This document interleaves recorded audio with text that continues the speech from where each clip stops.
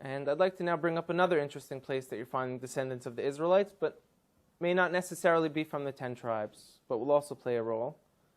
And it shouldn't be overlooked. It's a very serious scenario. Is in Africa. Africa has perhaps hundreds of millions of people with this identity right now of being from the people of Israel. Does that mean they were from the 10 tribes? Likely not. We were taught by the historians and within our own traditions that when the Romans conquered Judea, a few hundred years after that the tribes of Israel went into exile, perhaps millions of Judeans were sold into slavery, into Africa, into Rome, deep into Africa. And if you look now, you're seeing people who are most likely the descendants of those slaves who kept true. I'd like to bring up a few specific examples because they're going to be game changers. One of them wrote letters to Israel when it became a state. And they said, we're Israelites out in Africa. Everyone laughed at them and they said, African Israelites, these people are just trying to jump on the first world country bandwagon. They're living in a third world country. They got nothing. We're coming to Israel. We got innovation, technology. So they're trying to get on this train because there's such a thing called the right of return. All descendants of the Jewish people from around the world are able to move to Israel. So they said we are also. And everyone kind of laughed at them, like I said. And a few people took it serious and went out there and started studying them, learned about their culture.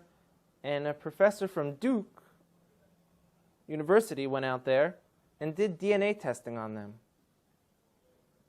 And he showed not only do they share Semitic genes from people who were in Yemen and back to the Middle East, these gentlemen, a large percent of them, have the Y chromosome to be Kohanim, to be priests.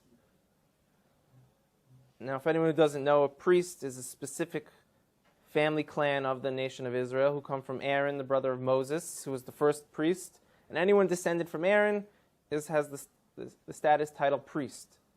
And we found that these men in this village in South Africa called Lemba, L-E-M-B-A, carry this genetic marker to let us know that they share.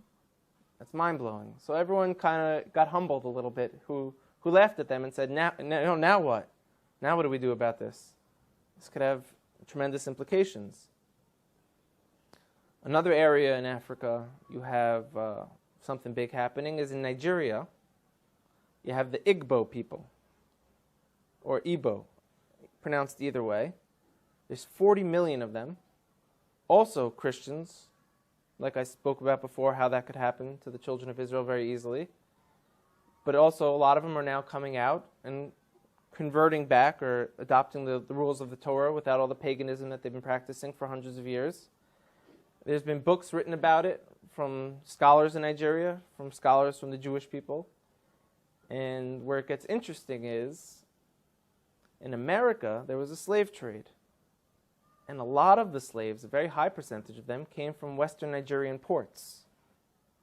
And in America today, you see a very large movement of African Americans who say that they're the real chosen people, that they're the children of Israel, they're the Judeans.